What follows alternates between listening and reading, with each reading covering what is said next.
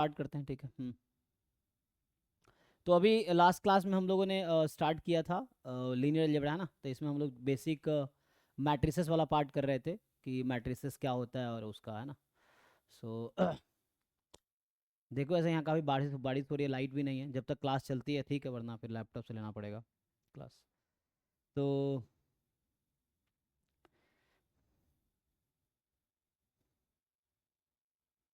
हमने कल क्या डिस्कस किया था, बेसिक मैट्रिसेस क्या होता है और टाइप्स ऑफ मैट्रिसेस, है ना, कि मैट्रिक्स के क्या क्या टाइप्स हैं।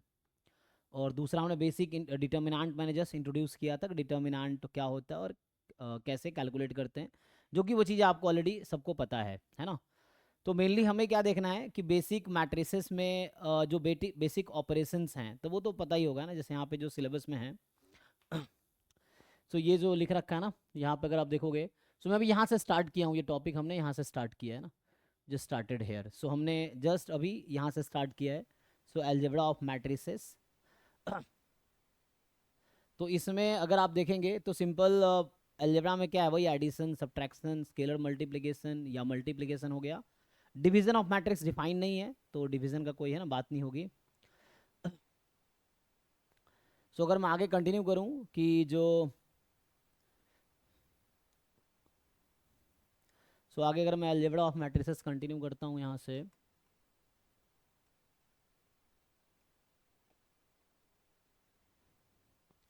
तो ये सब बहुत इंट्रोडक्टरी चीज़ें हैं जो आपने 11 12 में पढ़ रखी है, बस उसको मैं एक बार रिपीट कर देता हूँ। जैसे ए कोई मैट्रिक्स है, जैसे ए आई जे, जिसका ऑर्डर एम क्रॉस एन है। बी कोई दूसरी मैट्रिक्स है, बी आई जे, जिसका ऑर्डर एम क्रॉस एन है ना। सो अगर ए और बी की ऑर्डर इक्वल है तो एडिशन डिफाइंड रहेगा और सब्ट्रैक्शन डिफाइंड होगा, है ना, या लीनियर कॉम्बिनेशन उसका डिफाइंड रहेगा।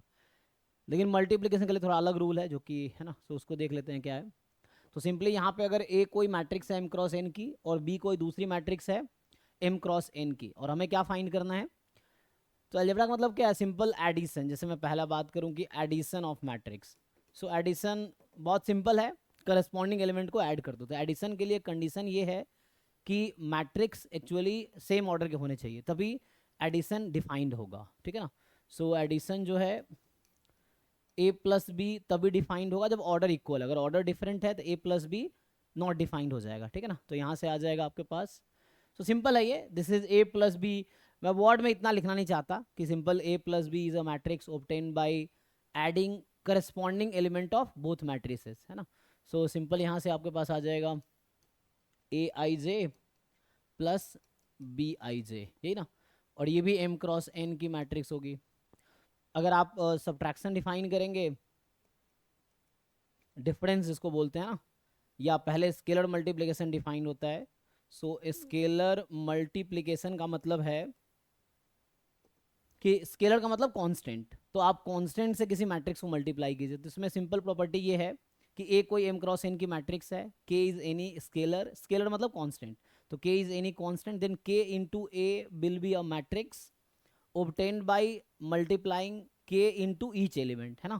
सो यहाँ सिंपल है, जैसे अगर मैं k कोई कांस्टेंट ले लेता हूँ, सो k टाइम a अगर मुझे डिफाइन करना है तो ये सिंपल आ जाएगा कांस्टेंट टाइम ए आई जे, और ये भी m क्रॉस n की मैट्रिक्स होगी, जहाँ पे k कोई भी रियल नंबर हो सकता है या कुछ भी हो सकता है, k कोई भी कांस्टेंट है ना। चलो अभी के लिए मैं रियल नंबर बोल देता हूँ, अगर कॉम्प्लेक्स भी होगा तब भी सेम होगा हालांकि। और के कांस्टेंट है, या इसी में अगर लीनियर कॉम्बिनेशन की हम बात करें, जैसे लीनियर कॉम्बिनेशन, तो उसमें सिंपल क्या है, लीनियर कॉम्बिनेशन इन दोनों मैट्रिक्स की अगर हम बात करेंगे तो लीनियर कॉम्बिनेशन में क्या होगा, सिंपल मतलब है लीनियर कॉम्बिनेशन का। सो लीनियर कॉम्बिनेशन किसका, ए एंड बी। तो ए एंड बी का मतलब हो गया कि फॉर एग्जांपल मान लो अल्फा टाइम ए प्लस बीटा टाइम बी। तो ये अल्फा बीटा में थोड़ा कन्फ्यूजन हो जाएगा। सो मान लो ऐसा लिख देता हूँ, अल्फा वन अल्फा टू कर दो, alpha one A plus alpha to B, जहाँ पे alpha one alpha two constant है, ठीक है। So alpha one alpha two और कॉन्स्टेंट, इसको सिंपली ऐड करोगे तो ये क्या हो जाएगी, सो दिस विल बी, यहाँ से alpha one time A I J plus alpha two time B I J, है ना, ये है।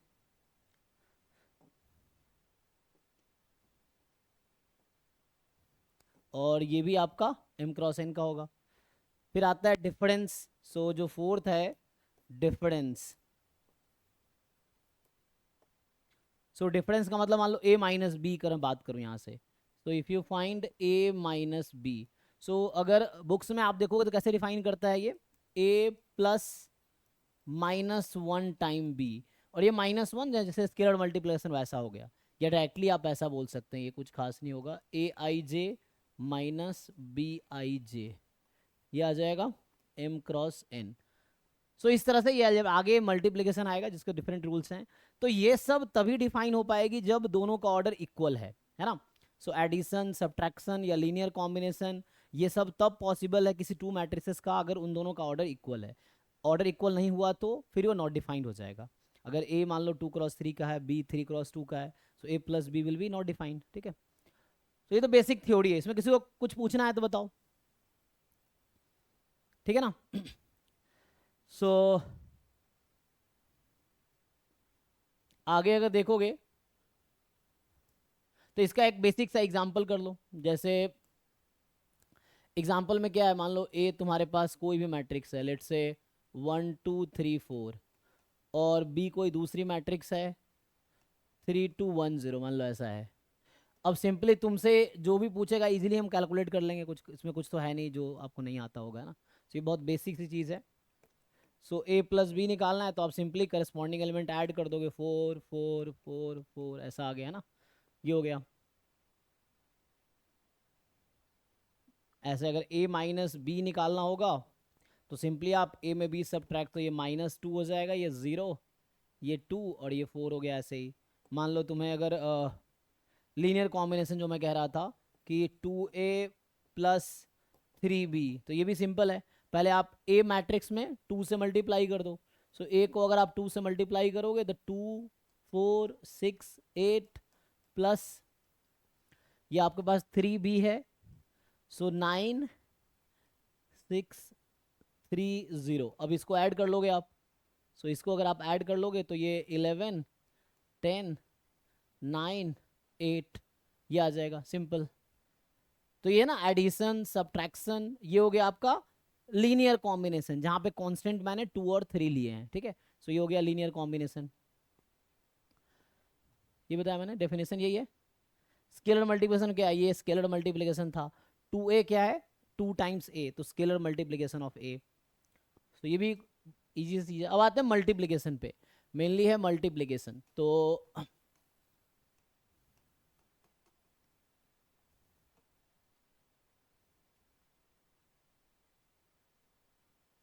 सो मल्टीप्लिकेशन ऑफ टू मैट्रिसेस अगर इसकी बात करें हम, सो मल्टीप्लाई करने के लिए जरूरी नहीं है कि दोनों का ऑर्डर इक्वल हो, है ना। तो मल्टीप्लाई करने के लिए क्या कंडीशन है, कोई बताओ। टू मैट्रिसेस को हम किसी कब मल्टीप्लाई कर सकते हैं। किसी एक मैट्रिक्स का जो कॉलम है, नंबर ऑफ कॉलम्स दूसरे मैट्रिक्स के रो के नंबर के सेम होना चाहिए। हाँ, तो यहाँ पे सिंपल ये है कि लेट्स से ए कोई मैट्रिक्स है मेरे पास, ए आई जे, और इसका ऑर्डर m क्रॉस n है। सो b को अगर मुझे मल्टीप्लाई करना है, सो b कुछ इस टाइप का होना चाहिए, n क्रॉस p टाइप का। और यहाँ चूंकि आई जे जो है जस्ट इंडेक्स है, वो रो और कॉलम डमी वेरिएबल है आई जे। सो यहाँ मैं जस्ट मल्टीप्लिकेशन को डिफाइन करने के लिए, या मैं ऐसा लिख देता हूँ, ठीक है, जे के कर देता हूँ, चलो। सो ये इंडेक्स है, इसमें कुछ खास नहीं है, आई जे के लिखा जस्ट मल्टीप्लाई करने के लिए। अब अगर मैं a इंटू बी लिखूंगा, सो a इंटू बी यहाँ पे डिफाइंड होगी। क्यों डिफाइंड होगी, बिकॉज नंबर ऑफ रो जो फर्स्ट कॉलम में, सॉरी नंबर ऑफ कॉलम है ना, number of column in first and number of row in second दोनों इक्वल है, इसीलिए। तो यहाँ से आपके पास क्या आएगा, ए बी इज डिफाइंड, ये जो number of columns in A is equal to, this is equal to number of rows in B। ठीक है ना, यही रूल है कि फर्स्ट मैट्रिक्स का number of column second matrix में नंबर ऑफ रो इक्वल होने चाहिए। तो उस केस में प्रोडक्ट डिफाइंड होगा। अगर ऐसा नहीं हुआ तो प्रोडक्ट डिफाइंड नहीं होगा, फिर A into B is not defined. अगर फर्स्ट मैट्रिक्स का number of column and second matrix का नंबर ऑफ रो अगर डिफरेंट है तो product will not be defined. अगर ये डिफाइंड है so A into B matrix क्या होगा?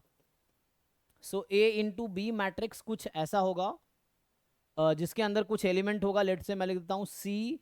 देखो ये ए आई जे था, ये जे के था, तो मैंने इसलिए इंडेक्स ऐसा लिखा था ताकि इसको हम कनेक्ट कर सके। सो ए आई जे और बी जे के, तो मान लो ये भी एलिमेंट होगा, ए आई के होगा, एक्चुअली सॉरी सी आई के लिख दिया मैंने, जहां पे क्या होगा, और इसका ऑर्डर क्या है, एम क्रॉस पी। ये जरा समझो, थ्योरेटिकली मैं मल्टीप्लीकेशन को डिफाइन कर रहा हूं, ठीक है। सो यहां से क्या आ जाएगा, वेयर, सो जहां पे आपके पास सी आई के इज एक्चुअली, किसी को पता है सी आई के को मैं क्या लिख सकता हूं ए आई जे और बी जे के टर्म्स में? क्या रिलेशन है थ्योरेटिकली, क्या लिख सकते हैं हम लोग? ये सी आई के जो एलिमेंट है मेरा, वो ए आई जे और बी जे के साथ कैसे रिलेटेड है? आप लोग ये जानते होंगे कि रो का मल्टीप्लिकेशन कॉलम के साथ होता है, यही करते हैं ना, कि फर्स्ट मैट्रिक्स में रो को हम सेकेंड मैट्रिक्स में कॉलम के साथ मल्टीप्लाई करते हैं। तो यहाँ पे क्या लिखेंगे इसको? सो ये जो सी आई के अगर आप थ्योरेटिकली देखेंगे, this will be actually summation A I B J, A I J into B J K, जहां जे की वैल्यू 1 से लेके n तक होगी, यही वाला n है जो कॉमन था। सो ईच एलिमेंट जो होगा इसका ए इंटू बी मैट्रिक्स का, वो इस रूल को फॉलो कर रहा होगा। अगर आप इसको ओपन करेंगे, देख लीजिए ओपन करके, A I one into B one K plus A I two into B two K plus A I three into B three K and so on, last में हो जाएगा A I N B N के।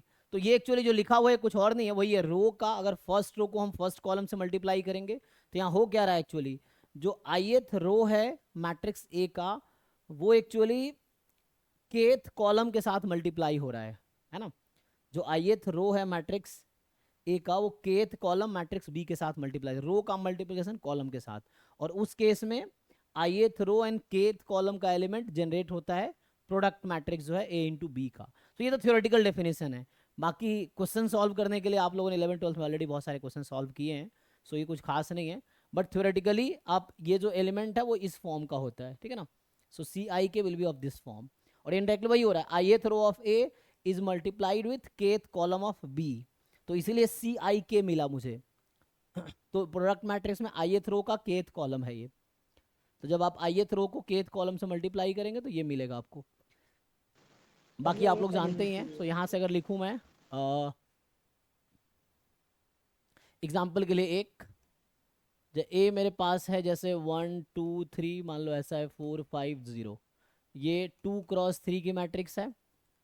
और B मेरे पास क्या है, तो B जो है हमारे पास, लेट से इसको मैं लिख देता हूँ 0 1 2 और 3 4 मान लो 1।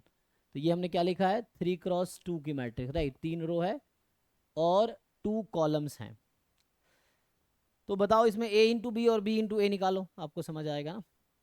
तो यहाँ से क्या हो रहा है, ठीक है, तो ए इंटू बी अगर आप फाइंड करोगे, तो कैसे फाइंड करेंगे, ए इंटू बी जो होगी, ए को बी से मल्टीप्लाई करना है, so number of column in A and number of rows in B equal है, और ये जो मैट्रिक्स मिलेगी मुझे वो 2 × 2 की मिलेगी, राइट। एलिमेंट्स क्या क्या आएंगे, तो आप रो को मल्टीप्लाई करते हैं कॉलम के साथ, ठीक है, तो यहाँ का एलिमेंट मिल जाएगा, फिर इसी रो को आप इसके साथ मल्टीप्लाई करेंगे, यहाँ का एलिमेंट मिलेगा, फिर इस रो को इस कॉलम के साथ मल्टीप्लाई करेंगे, यहाँ का एलिमेंट मिलेगा, फिर इस रो को इस कॉलम के साथ मल्टीप्लाई करेंगे, यहाँ का एलिमेंट मिलेगा। तो ये सब लोग जानते हैं, सो जस्ट मल्टीप्लाई करके देख लो क्या आता है। तो आएगा क्या देख लो, सो यहाँ सिंपली 1 × 0 + 2 × 1 + 3 × 2, तो 0 + 2 + 6 8 आ जाएगा यहाँ पे, फिर उसको उससे मल्टीप्लाई करो, 3 + 8 + 3 14, और इधर से मल्टीप्लाई करोगे 5, सो ये 5 रहेगा, और वहाँ से 4 3 ज़ा 12, 5 4 ज़ा 20, सो ये 32। देख लो, तो ये a इंटू बी हो गया। सिमिलरली अगर आप b इंटू ए निकालोगे, सो यहाँ से आएगा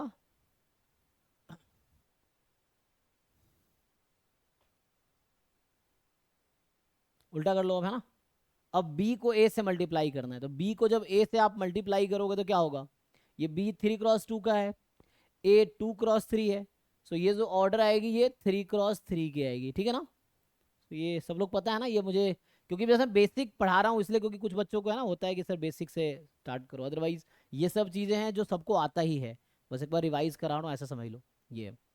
तो इसको कैलकुलेट करो क्या आएगा, फिर आप फर्स्ट रो को मल्टीप्लाई करोगे फर्स्ट कॉलम के साथ, तो है ना, जब इसको आप फर्स्ट रो को मल्टीप्लाई करोगे फर्स्ट कॉलम के साथ तो आ जाएगा 12, और फर्स्ट रो को सेकेंड कॉलम के साथ तो आएगा 15, और यहाँ से ये 0 ही आ जाएगा। फिर इसके बाद सेकेंड रो को फर्स्ट कॉलम के साथ मल्टीप्लाई करो, तो 16 + 1 ये 17, और मल्टीप्लाई करके देख लो, तो ये 22, और यहाँ से आ जाएगा आपके पास 3, फिर इसको मल्टीप्लाई करो 2 1 को, तो 2 + 4 6, तुम खुद भी मल्टीप्लाई करके चेक कर लो, जो मैं कर रहा हूँ उसमें गलती तो नहीं कर रहा हूँ ना। तो 2 + 4 6 हो गया, 4 + 5 9, एंड यहाँ से 6 + 0 6, चेक कर लो।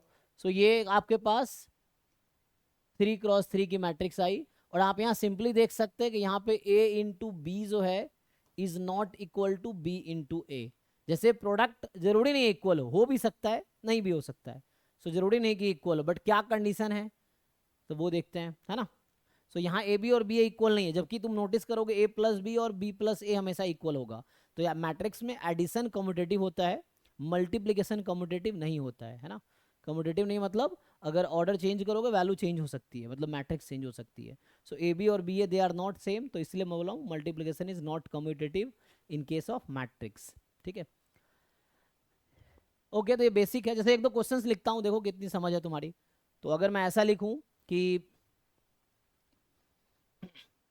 अच्छा, इक्वल मैट्रिसेस, जैसे हमने अभी इक्वल मैट्रिक्स की बात की, सो इक्वल मैट्रिसेस का डेफिनेशन क्या है, हम कब बोल सकते हैं कोई टू मैट्रिक्स इक्वल है, तो सिंपल है ना, दोनों का ऑर्डर इक्वल होना चाहिए और करस्पॉन्डिंग एलिमेंट इक्वल होने चाहिए। तो मान लो ऐसा है कि ए एंड बी,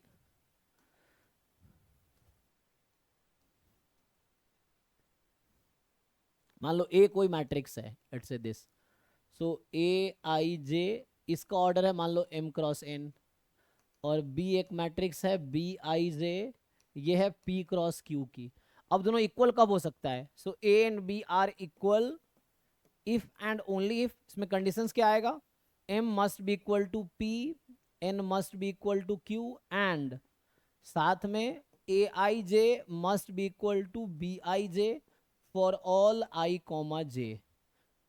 समझ आया क्या लिखा हमने, ये मैथमेटिकल लिखा हूँ, वर्ड में अगर बुक्स में देखोगे वर्ड में लिखा रहता है कि two matrices are said to be equal if they have same order and they have same corresponding element. तो ऑर्डर भी दोनों का सेम होगा और करस्पॉन्डिंग एलिमेंट भी सेम होगा। ऑर्डर सेम कब होगा, जब नंबर ऑफ रो दोनों मैट्रिक्स के इक्वल होंगे, नंबर ऑफ कॉलम्स भी इक्वल होंगे और करस्पॉन्डिंग एलिमेंट भी इक्वल होगा, तब जाके इक्वल होंगे। जैसे एग्जाम्पल के लिए अगर एक एग्जाम्पल लिखूँ, तो जैसे ए कोई मैट्रिक्स है, लेट्स से 1 2 3 4, और बी कोई मैट्रिक्स है मान लो 1 2 3 4, क्या दोनों इक्वल है, तो इसका ऑर्डर 2×2 है, इसका ऑर्डर भी 2×2 है, लेकिन दोनों इक्वल नहीं है, सिंपल ना, no sir. Because corresponding elements are not equal. यहाँ फर्स्ट रो की फर्स्ट कॉलम में 1 है, यहाँ फर्स्ट रो की फर्स्ट कॉलम में 4 है, so they are not equal. Similarly अगर तुम दूसरा लिखोगे कि लेट्स से सी कोई मैट्रिक्स है 1 2, चलो ये रो में ले लो, जैसे ये है 1,2 मैंने कॉलम में ले लिया, और डी में 1,2 हम रो में ले लेते हैं। अब भी दोनों इक्वल नहीं है, यहाँ भी जो C and D are not equal है ना, बिकॉज यहाँ पे ऑर्डर इक्वल नहीं है। इस मैट्रिक्स का ऑर्डर है 2/1 और इसका ऑर्डर है 1/2, सो दोनों इक्वल नहीं है। तो इक्वल होने के लिए ऑर्डर भी इक्वल होने चाहिए एंड साथ में करस्पॉन्डिंग एलिमेंट भी इक्वल होने चाहिए, ठीक है ना। सो एक क्वेश्चन लिखता हूँ, देखो ट्राई करो तुम लोग और बताओ। मतलब एमसीक्यू बनाता हूँ जैसे जैम में आते हैं, और तुम्हें इसको बताना है कि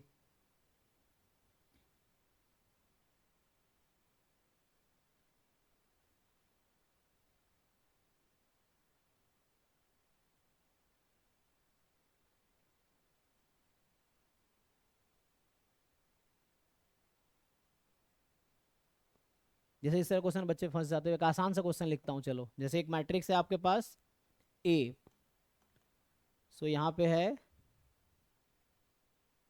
ए मैट्रिक्स तुम्हें दे रखा है 3x+7, देन 5y+1, एंड इधर है 2 - 3x।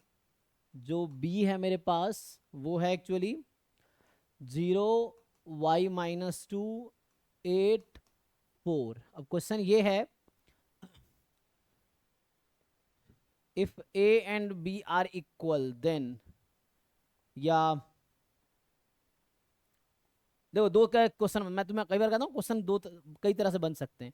एक मैं पूछ रहा हूँ A and B are equal then क्या होगा। दूसरा मैं पूछ सकता हूँ कि इसी में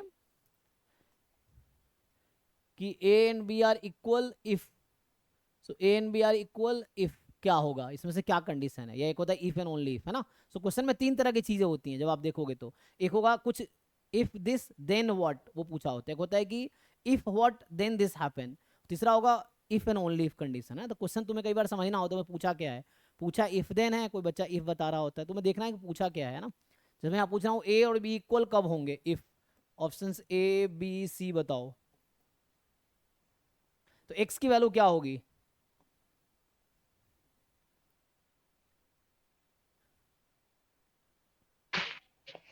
या y की वैल्यू 7 होगी।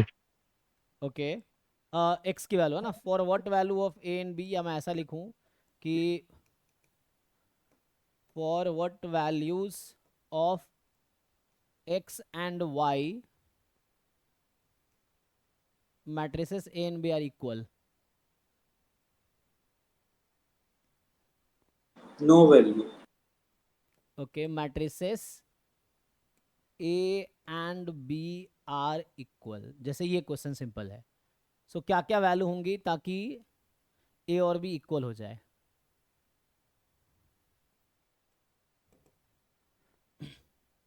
है ना। इसमें अब डिफरेंट हम लोग वो बना सकते हैं। आप लोग बताइए एक बार, जैसे जिन लोगों का जो भी ऑप्शन आ रहा है, option A B C D, तो एक तो बताया इन्होंने कि नो वैल्यूज है ना, ऐसा कोई वैल्यू नहीं है। तो जैसे सो डज नॉट एग्जिस्ट, है ना, ऐसा लिख दो x and y does not exist, या ऐसा कोई वैल्यू है ही नहीं, है ना। There is no value of x and y, there is no value. अभी कोई आंसर बता रहा था, कोई दूसरा बताइए जो बता रहे थे। ये हो जाएगा x इज इक्वल टू जैसे -7/3 and y is equal to 7। दूसरा ऑप्शन हो सकता है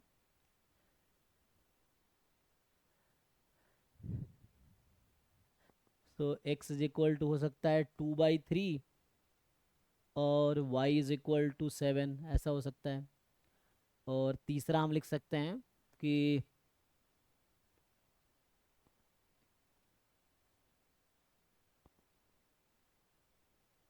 यही है, या मान लो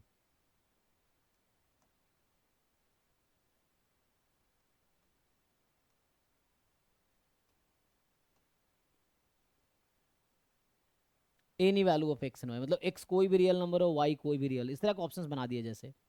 सो ये सब बहुत है ना, बेसिक है।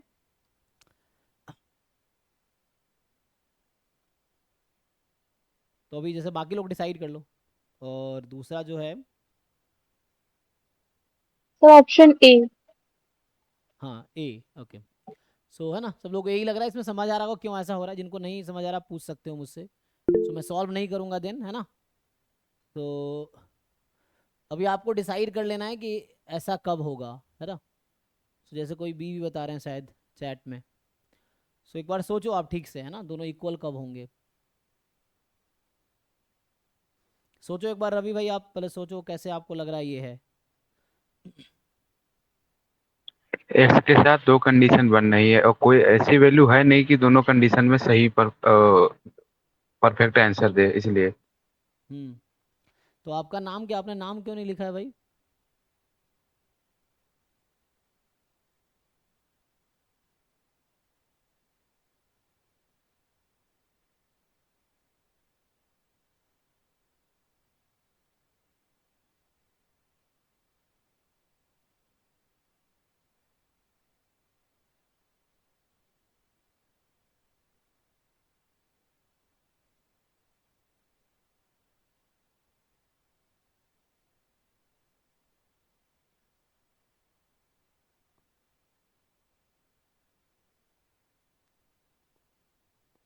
ओके, हाँ, सो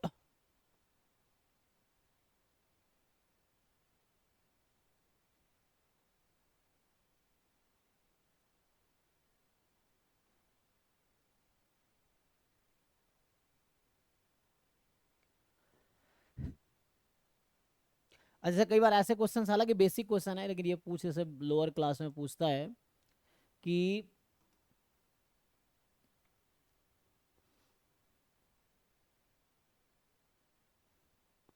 एक तो क्वेश्चन ये है कि मान लो ए मेरा एक मैट्रिक्स है, A is a 2x2 matrices with entries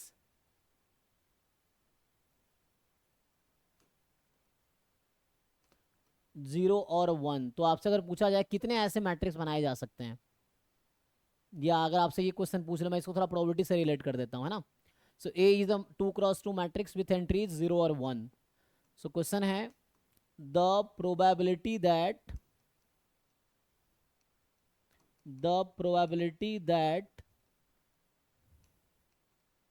determinant of A is non zero is, बताइए। तो क्या प्रोबेबिलिटी है डिटर्मिनेंट इसका नॉन जीरो होगा, तो ये प्रोबेबिलिटी आपने पढ़ा है तो उससे रिलेट कीजिए इसको। सो ये कोई 2x2 की मैट्रिक्स में एंट्री 0 1 है, सो क्या प्रोबेबिलिटी है डिटर्मिनेंट नॉन जीरो होगा।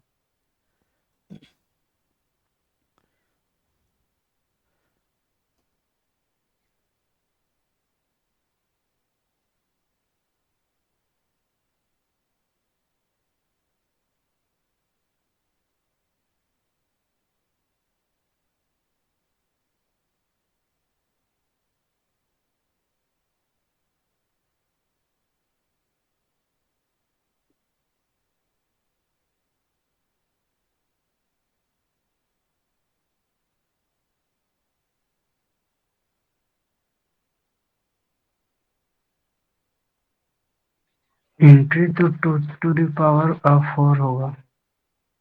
नहीं नहीं, एनएटी आंसर बताओ, ऑप्शन बताओ सीधा सीधा,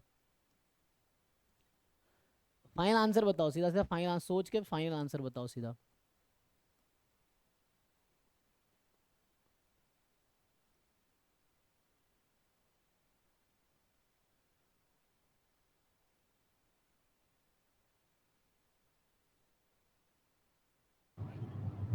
थ्री बाई 16। 3/16, बाकी लोग देख लीजिए।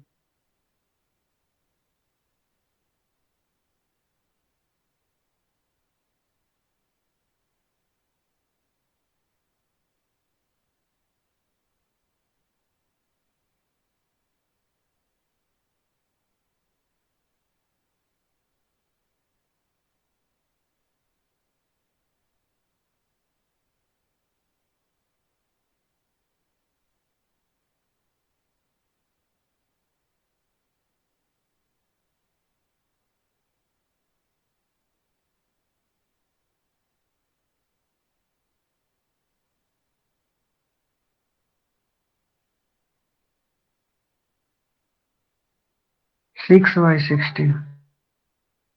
सिंप्लीफाई करके बताओ, तुम्हारे हिसाब से 6/16 मतलब 3/8।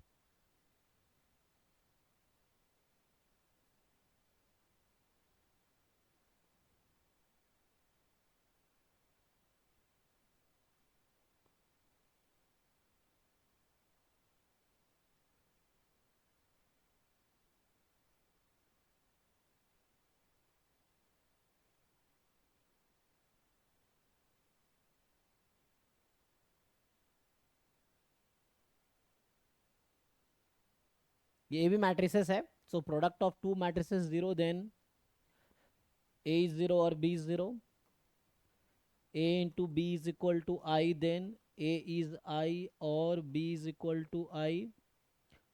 ऑप्शन सी है कि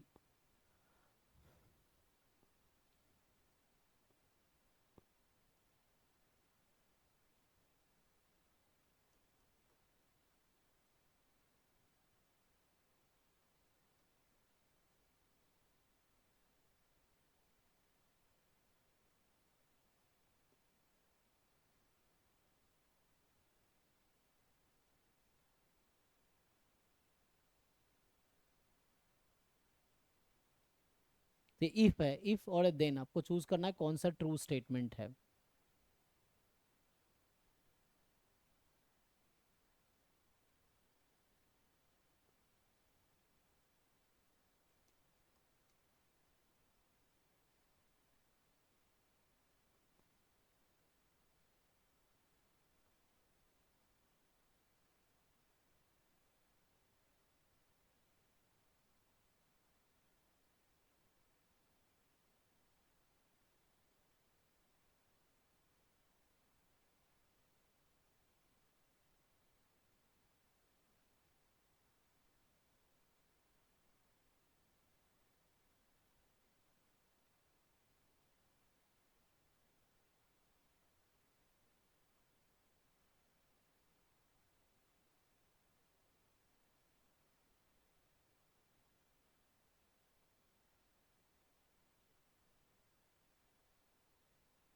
ये समझ पा रहे हैं आप लोग ऑप्शंस? हमने कहा आपको ट्रू स्टेटमेंट चूज करना है। तो अगर a इंटू बी जीरो है देन इंप्लाइज मतलब then a will be zero और b will be zero, one of the matrix will be zero matrix. अगर प्रोडक्ट आइडेंटिटी मैट्रिक्स है then a will be identity और b will be identity. If a b exist then b a will also exist. If a is scalar matrix of order n then A B is equal to B A. अगर scalar matrix है तो ए B और B हमेशा equal होगा, चाहे आप B कोई भी n क्रॉस n की मैट्रिक्स ले लो। सर क्वेश्चन 2 का आंसर होगा 5/8 और 3 में फर्स्ट ट्रू। 5/8 ओके। सर 3 में लास्ट ऑप्शन सही होगा। ओके सर 3 का फर्स्ट ऑप्शन भी करेक्ट है। ओके 3 का ऑल ऑप्शन करेक्ट है। ओके नहीं सर, सिर्फ फर्स्ट और लास्ट करेक्ट है।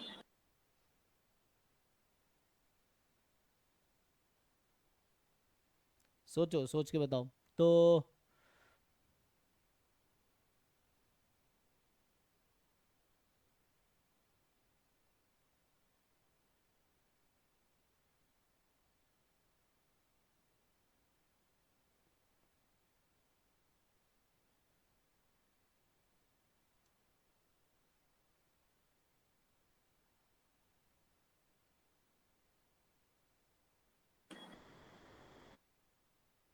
सर नॉन जीरो में सर 3/8 होगा। किसमें? नॉन जीरो में 3/8 होगा क्योंकि 10 केसेस आता है जीरो वाला। ओके तो देखिए, तो यहाँ मान लेते हैं नॉन ऑफ दीज कर देते हैं। सो सर 1/2 आ रहा है। हाँ, जोर से बोलिए, आप लोग की आवाज़ स्लो क्यों आ रही है सिस्टम? सर 1/2। अच्छा 1/2 सेकेंड का, ओके। साउंड कम कर रखा है, ठीक है। ओके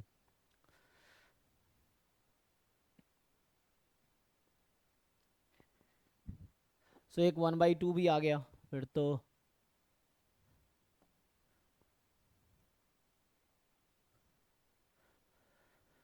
चलिए, तो यहाँ पे अगर हम और लिखें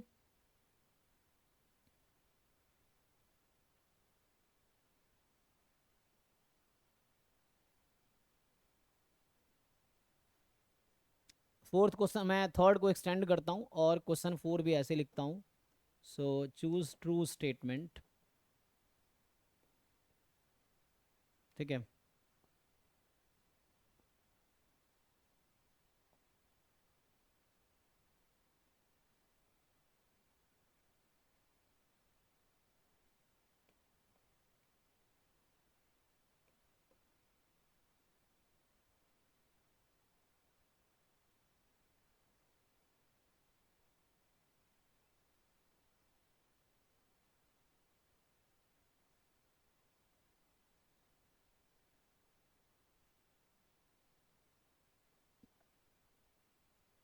अच्छा, जिनको अगर असाइनमेंट प्रैक्टिस करना हो, इसके लीनियर अलजेब्रा का अलग से फोल्डर है, आपने देखा होगा जो PYQ असाइनमेंट टॉपिक वाइज नाम का फोल्डर है, उसके अंदर जाते हो मैथ स्टैट्स लीनियर अलजेब्रा नाम का फोल्डर है। तो उसमें अलग से आपको बहुत सारे प्रैक्टिस क्वेश्चन मिलेंगे लीनियर अलजेब्रा के, और बाकी इधर और क्वेश्चन PYQ वाले आपको उसमें मिल जाएंगे, ठीक है ना। तो मैं बोल रहा हूँ इस टॉपिक क्वेश्चंस अगर आपको सॉल्व करने हो तो यहाँ पे जो ये फोल्डर है ना, इसमें इसमें अच्छा ड्राइव वाला कहाँ खो दिया इन लोगों ने।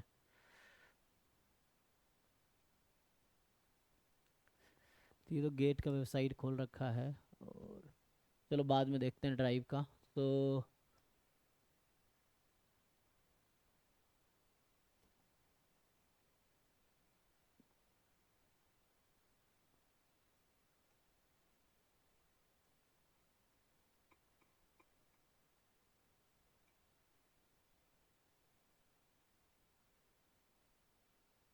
ये ना, तो मैं ये बोल रहा हूँ कि यहाँ पे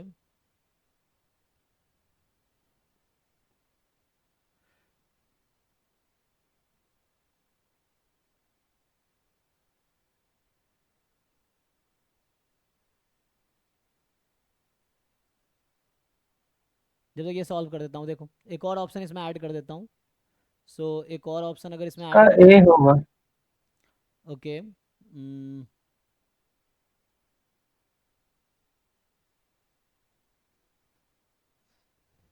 डी ऑप्शन है।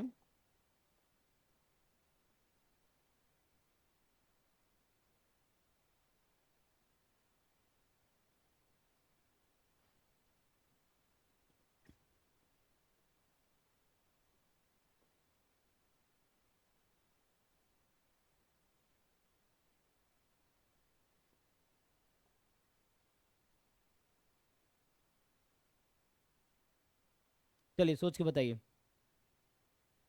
A D.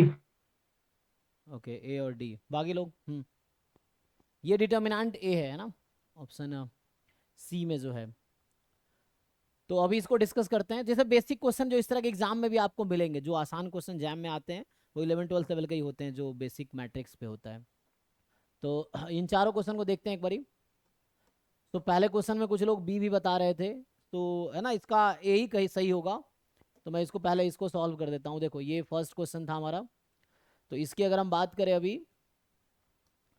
तो हमने इसमें क्या किया है, अरे यार, अगर इक्वल करेंगे आप तो करस्पॉन्डिंग एलिमेंट यहाँ इक्वल करेंगे। So if you solve it, तो इसको आप जब इसके इक्वल रखेंगे, जब फर्स्ट क्वेश्चन मैं अगर सॉल्व करूंगा क्वेश्चन नंबर 1, तो सिंपली ये जो 3x प्लस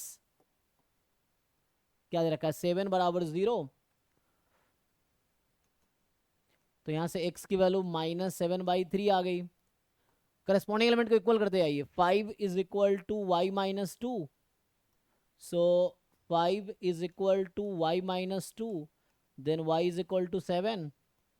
अब यहाँ से जब इसको आप इक्वल पुट करेंगे, y plus 1 is equal to 8, और ये एंड चल रहा है, आप समझिए यहाँ पे और नहीं है ना, ये और एंड का ध्यान रखना पड़ेगा, कहाँ और है कहाँ एंड है।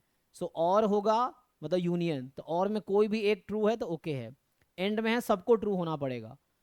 तो ये हमारे पास क्या है, 5 is equal to y minus 2, तो y is equal to 7। And तीसरी इक्वेशन क्या बनेगी, क्योंकि two matrices are equal if and only if corresponding elements are equal, so all element has to be equal, सबको इक्वल होना पड़ेगा। तो 2 minus 3x is equal to 4, so 2 minus 3x is equal to 4। यहाँ से x की value कितनी आ जाएगी, इधर भेज देंगे 4 माइनस 2 -2/3, और बाकी जब लास्ट वाला है कौन सा रह गया, अच्छा y प्लस 1 बराबर 8, ये लिखा था, अच्छा y प्लस 1 बराबर 8, एक और था ना, so y plus 1 is 8, so y is equal to 7। तो y is equal to 7 and y is equal to 7, तो दोनों इक्वेशन से y की कॉमन वैल्यू आई है, तो y में कोई डाउट नहीं है, y 7 होगा। बट यहाँ पे x is equal to 7/3 and x is equal to -2/3, x common variable है, एक इक्वेशन से आ रही है x की वैल्यू -7/3, दूसरे से आ रही है -2/3, और यहाँ एंड है, एंड मतलब इंटरसेक्शन।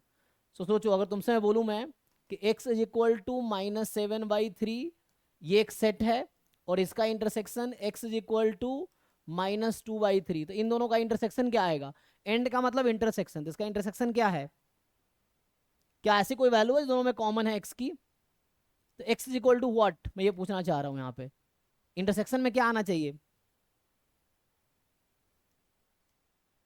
Empty set. कुछ नहीं आएगा, एम्प्टी सेट, और इसका मतलब है कि value of x does not exist, x की कोई वैल्यू ही नहीं है। जैसे अब कुछ लोगों को याद आ रहा होगा सर यहाँ ऐसे करते हैं हम लोग, जैसे x² - 3x + 2 को सॉल्व कर रहे होते हैं, तो x - 1 x - 2 आता है, तो यहाँ पे तो हम दोनों कंसीडर करते हैं, है ना। तो यहाँ x इज इक्वल टू 1 आपको याद होगा, यहाँ और होता है x इज इक्वल टू 2, तो यहाँ ऐसा वाला सिचुएशन है x इज इक्वल टू और यूनियन। सो इस केस में यहाँ पे x की वैल्यू 1 2 दोनों कंसीडर होती है कि ओके है ये, तो या तो 1 हो जाए या 2 हो जाए। तो यहाँ पे सॉल्यूशन जब आप लिख रहे हो तो आप क्या लिखते हैं कि इस इक्वेशन का सॉल्यूशन है 1 और 2, और है वहाँ पे, एंड नहीं है, एंड होता तो नो सॉल्यूशन आता।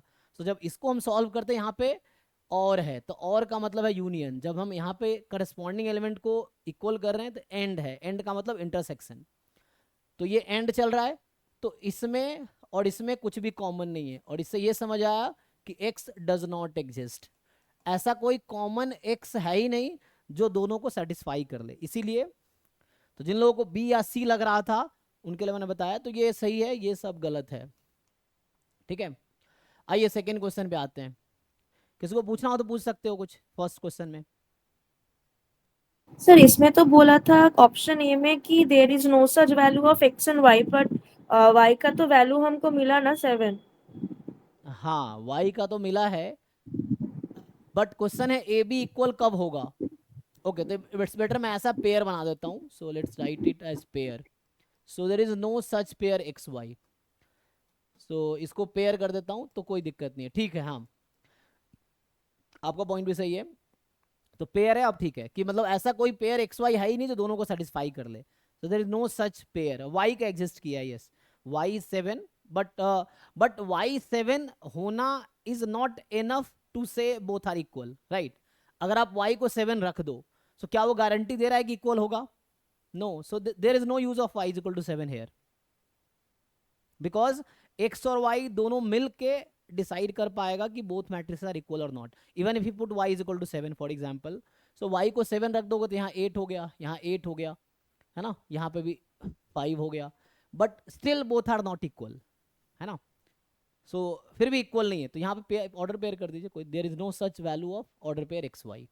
सो ऐसा कोई वैल्यू एक्स वाई की है ही नहीं जो इसको इक्वल कर दे, तो y is equal to 7 can not make both equal actually. So मतलब ये कहने का मतलब कि ऐसा कोई पेयर की वैल्यू नहीं है, तो वैसा है कि y की वैल्यू एग्जिस्ट किया, बट फिर भी वो इक्वल नहीं हो सकता जब तक x ना मिल जाए मुझे यूनिक, जिसके लिए पूरी इक्वेशन सेटिस्फाई हो जाए, ठीक है। तो इसीलिए ठीक है हमने पेयर कर दिया, तो there is no such pair x y that can make both equal. आइए सेकेंड पे आते हैं। सो सेकेंड क्वेश्चन इज कि A is a 2x2 matrix with entry 0 और 1। सो एक 2x2 की मैट्रिक्स है जिसमें एंट्री या तो 0 होगी या 1 होगी। Probability that determinant of A is non zero, इसकी क्या प्रोबेबिलिटी है? तो जैसे अगर हम बात करें तो A एक मैट्रिक्स है, so let's say A B C D 4 element है, ये 2x2 की मैट्रिक्स है। So total element in the sample space, total all possible outcomes.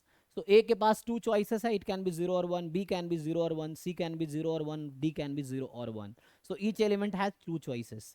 So 2 into 2 into 2 into 2 आप ऐसा समझ सकते हैं, there are 4 position you have to fill, it has 2 choices 0 और 1, it has 2 choices 2 choices and 2 choices, 2 into 2 into 2 by multiplication rule of counting. So total number of element in the sample space is 16, और 16 चूंकि छोटा number है तो आप ऐसे ही decide कर सकते हैं। अब आपको सोचना है इसके डिटर्मिनेंट के बारे में। सो डिटर्मिनेंट A क्या है? ABCD, तो ये हो जाएगा AD माइनस BC। अब आप सोचिए कि ये दोनों नॉन जीरो कब होगा, है ना, मतलब ये एक्चुअली ये नंबर नॉन जीरो कब होगा, दो अलग अलग टर्म्स है ना, तो इक्वल हो जाएगा तो डिफरेंस जीरो हो जाएगा। सो आपको ये सोचना है कि ये प्रोडक्ट जो है, अच्छा मैं अगर सोचूं प्रोडक्ट जीरो कब है ना, तो मैं चलो जीरो की प्रोबेबिलिटी निकाल लेता हूँ पहले, फिर नॉन जीरो खुद ही कॉम्प्लीमेंट हो जाएगा, क्योंकि प्रोबेबिलिटी या तो जीरो होगी या जीरो नहीं होगी। तो मैं अगर आपसे बोलूँ कि चलो डिटर्मिनेंट A जीरो है, तो डिटर्मिनेंट A जीरो करने का मतलब है AD is equal to BC।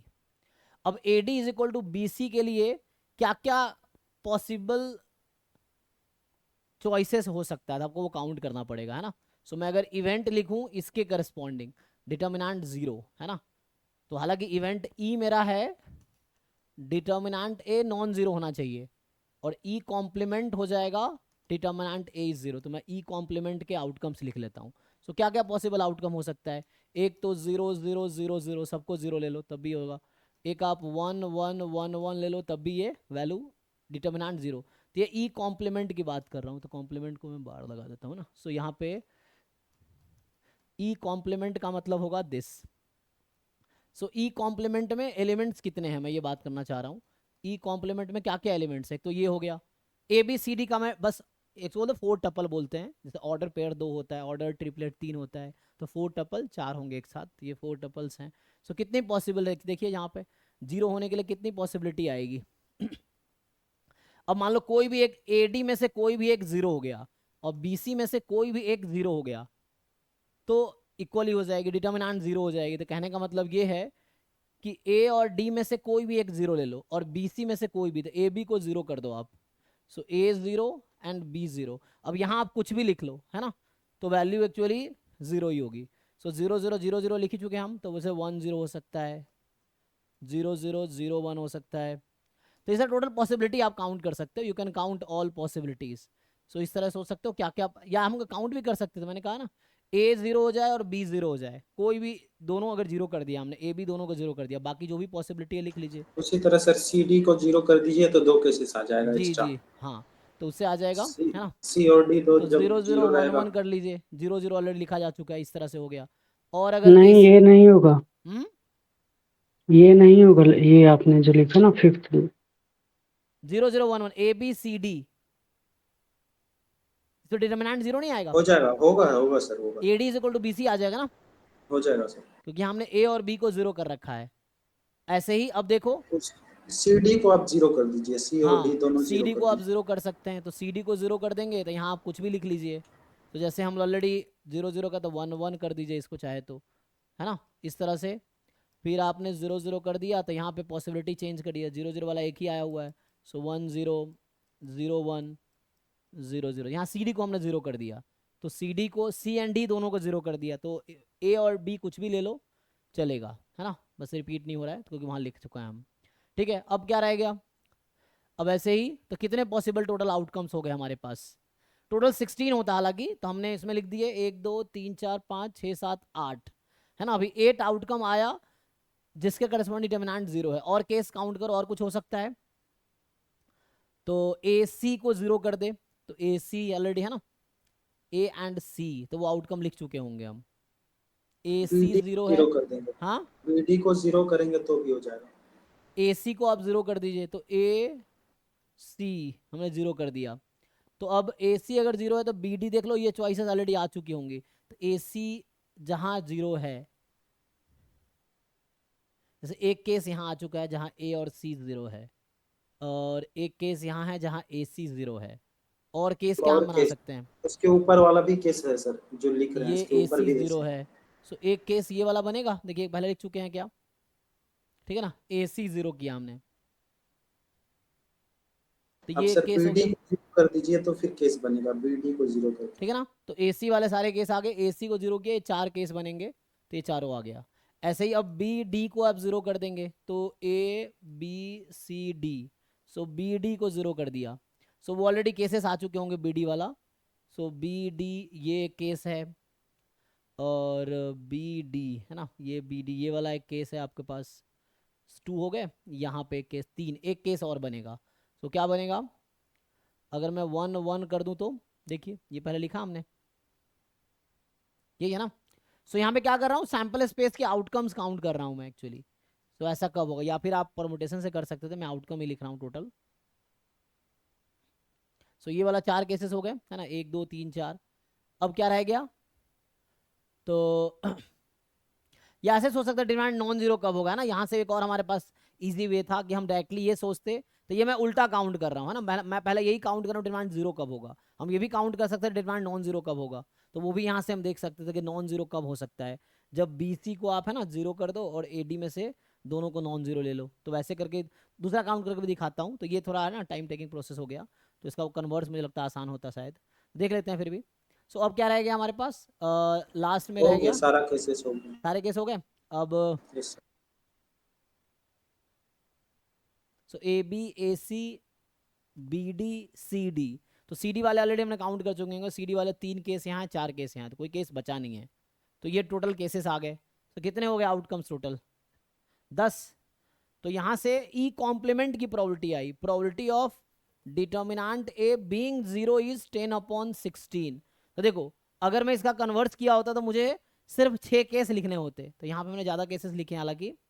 सो ये 10/16 है, तो इसीलिए probability of determinant A not 0 होना 1 माइनस ये आ जाएगा 10/16, तो ये आपका आ गया 8/16 जो कि आ गया, सॉरी सर 5 6/16 6/16 ना, 6/16 तो ये 3 आपका 8 हो गया, ठीक है ना।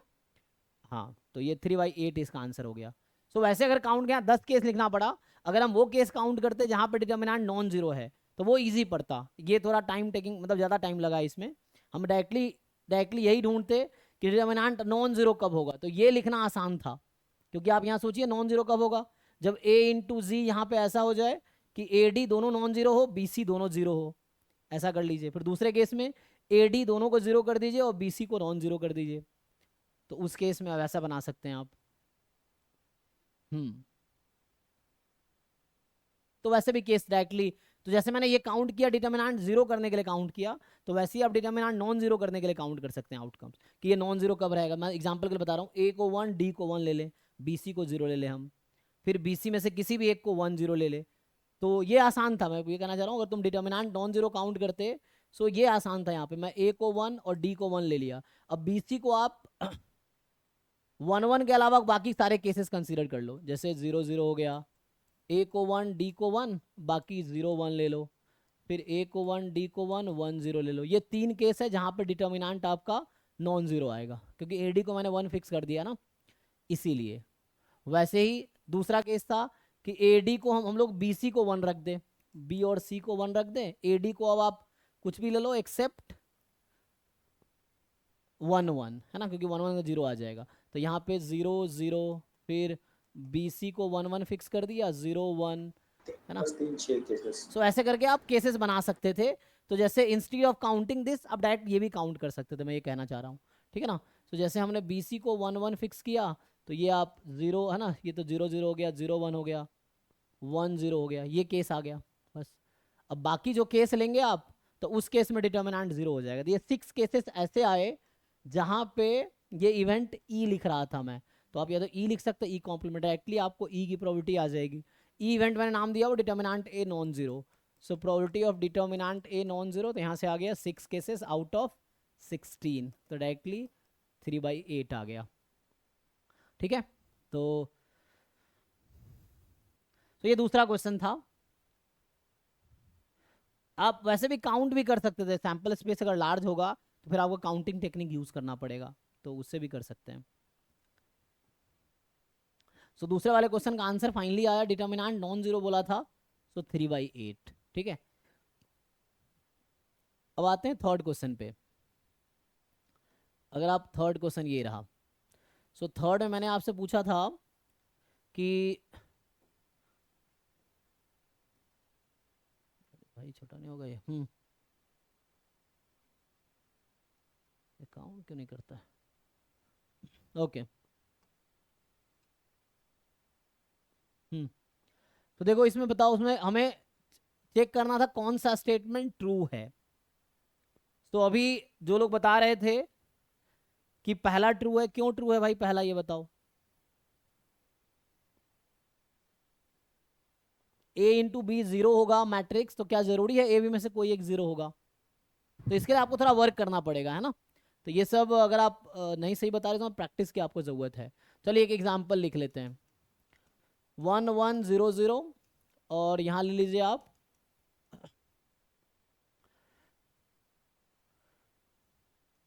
कुछ है, या मान लो चले यहाँ भी ऐसा कर देता हूँ, और 0, तो इसका मल्टीप्लिकेशन कैसे, 0 0 0 1, चलो मान लो ये है। अभी चेक करो क्या होगा। सो 0 ही आएगा। सो A इंटू बी अगर आप निकालेंगे, सो क्या करते हैं, फर्स्ट रो का फर्स्ट कॉलम के साथ, तो ये आपका 0 रहेगा, फर्स्ट रो का सेकंड कॉलम के साथ 0, सेकंड रो का फर्स्ट कॉलम के साथ। अब देखो यहाँ पे क्या हो रहा है, A भी 0 है but A is a non zero matrix and B is a non zero matrix, ठीक है ना। तो A इंटू बी अगर 0 मैट्रिक्स है तो जरूरी नहीं है कि A और B को किसी एक को 0, तो यहाँ पे ये नंबर्स नहीं है, हम नंबर्स में जानते हैं कि x इंटू वाई 2 नंबर्स हैं, so product of two number is 0, then कोई एक 0 होना पड़ेगा. मैट्रिक्स में ऐसा जरूरी नहीं है. सो मैट्रिक्स में हो सकता है both are non zero matrix and product is a zero matrix. तो पहला ऑप्शन रॉन्ग है. सो इसका फर्स्ट ऑप्शन फॉल्स है. अगर प्रोडक्ट 0 है so there is no guarantee कि ए और बी 0 ही होगा, है ना. There may exist. तो पूछा अगर ए बी 0 है तो क्या ए जो नहीं हो सकता है ए भी नॉन जीरो एंड बी भी नॉन जीरो, जैसे हमने अभी किया है. तो दोनों नॉन जीरो है, so it will this false. अब A into B identity matrix है, तो क्या जरूरी है ए आइडेंटिटी होगा या बी आइडेंटिटी होगा? नहीं. ये भी गलत है.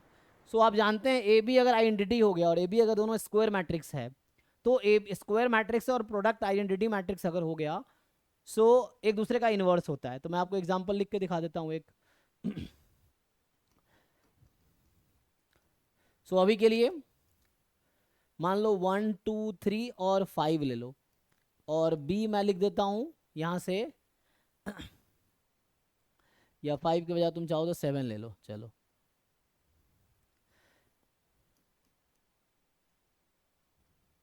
तुम चेक करके देखो ए इंटू बी यहाँ आइडेंटिटी मैट्रिक्स आएगी, है ना.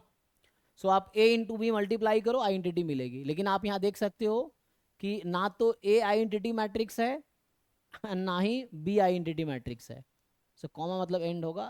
So neither A is identity nor be is identity. यहाँ कोई भी आइडेंटिटी नहीं, लेकिन प्रोडक्ट आइडेंटिटी है. आप इसको मल्टीप्लाई करके देखो, प्रोडक्ट आपको आइडेंटिटी मैट्रिक्स मिलेगी. चेक कर लो.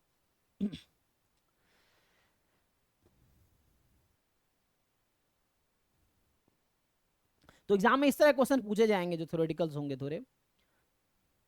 तो दूसरा भी गलत है एक्चुअली. तीसरे पे आते हैं. अगर a इंटू बी एग्जिस्ट करती है तो क्या b इंटू ए हमेशा एग्जिस्ट करेगी? इसका एग्जाम्पल देख लो. जैसे a मेरे पास है, चलो सिंपली 1 2, और b मेरे पास है तो 1 क्रॉस 2, और ये 2 क्रॉस 2 ले लो. सो 1 2 3 4. अब यहाँ चेक करो, a इंटू बी एग्जिस्ट करेगी but b into A exist नहीं करेगी, है ना. ये सब 11th 12th वाली चीजें हैं, लेकिन बहुत लोग भूल चुके हैं ऑलरेडी. सो यहाँ पे आप चेक करो, a इंटू बी मल्टीप्लाई करो इजीली, क्योंकि a में कॉलम्स 2 है, b में रो 2 है, तो a भी एग्जिस्ट करेगी. ba को एग्जिस्ट करने के लिए b में number of columns and a में नंबर ऑफ रो को इक्वल होना पड़ेगा, जो कि नहीं है यहाँ पे. b में नंबर ऑफ कॉलम 2 है और a में नंबर ऑफ रो 1 है. They are not equal, so ba does not exist. अब ba निकालो, ba एग्जिस्ट नहीं करेगा, ba मैट्रिक्स आएगी नहीं, क्योंकि प्रोडक्ट डिफाइंड ही नहीं है यहाँ पे. ठीक है ना. तो प्रोडक्ट डिफाइंड कब होता है? जब ba लिखा है तो जो पहले मैट्रिक्स लिखा है उसमें नंबर ऑफ कॉलम और जो बाद में लिखा है उसमें नंबर ऑफ रो इक्वल होने चाहिए, तभी प्रोडक्ट डिफाइंड होगा. सो यहाँ b इंटू ए डिफाइंड नहीं है इस एग्जाम्पल में. सो इसीलिए c वाला भी गलत है. तो यहाँ पे ये भी गलत है. अब कह रहा है a कोई स्केलर मैट्रिक्स है ऑर्डर n का. So if a is a scalar matrix of order n, तो स्केलर मैट्रिक्स हमने लास्ट क्लास में ही पढ़ा था कि डायगोनल्स पे इक्वल एलिमेंट्स होंगे और नॉन डायगोनल्स 0 होगा. तो कह रहा है अगर a scalar matrix order n का है सो ए बी और बी ए हमेशा इक्वल होगा, चाहे आप कोई भी मैट्रिक्स ले लो b n क्रॉस n का. मतलब सही है वही. सर. तो ये थ्योरम है एक्चुअली, ये ट्रू होगा. सो तुम चेक कर सकते हो, तुम एग्जाम्पल जो भी लोगे वो सब सेटिस्फाई करेगा कभी, क्योंकि थ्योरम है ये, तो काउंटर एग्जाम्पल होगा ही नहीं इसका एक्चुअली. तो यहाँ पे ये है, तो मैं इसका अगर थ्योरम लिख दूं आपसे, है ना, तो ये थ्योरम है एक्चुअली कि देखो in general we know that a into B and b into A जरूरी नहीं इक्वल होगा. It is not necessary that a into B और b इंटू ए इक्वल होगा, बट a और b दोनों डायगोनल मैट्रिक्स है. जैसे देखो अगर मैं ऐसा लिखूं, if a and b are both diagonal matrix, तो ऑफ ऑर्डर सेम ऑर्डर का है, ऑफ ऑर्डर n, दोनों का ऑर्डर सेम है, देन बताइए मुझे क्या a इंटू बी और b इंटू ए सेम होगा? Yes sir no? चेक करके देखो.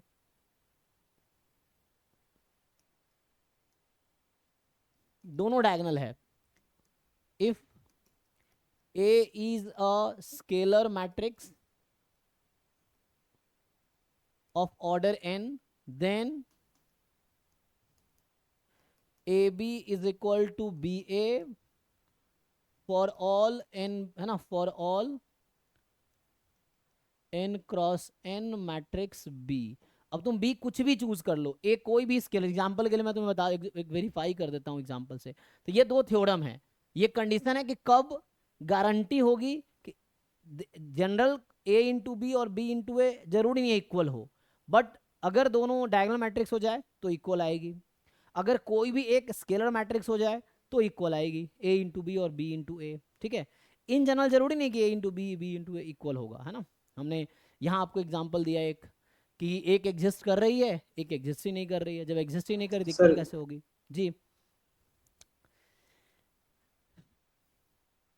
तो मैट्रिक्स बना के देखो कोई जिसको, अगर जस्ट अगर आपको वेरीफाई करना हो सो आप चेक कर लो। इस एग्जांपल के लिए अगर मैं एक एग्जांपल लिख दूं यहाँ पे,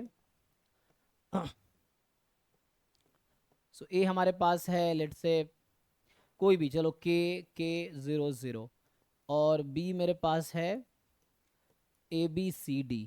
अभी मैं 2 क्रॉस 2 का ही ले रहा हूँ एग्जांपल के लिए जस्ट। अब आप चेक करके देखो, आप फाइंड करो A इंटू बी और फाइंड करो B इंटू ए, चेक करो इक्वल है कि नहीं, चेक करके देखो, इक्वल आएगा, ठीक है ना। इक्वल आया सर, हम्म, A के B के और नीचे C के D के। हाँ। तो जैसे कुछ प्रॉपर्टीज अगर आप लिखोगे, जैसे हम लोग दो प्रॉपर्टीज अगर और लिखें हम कि थ्योरम ये है, सो लेट ये जो I है IB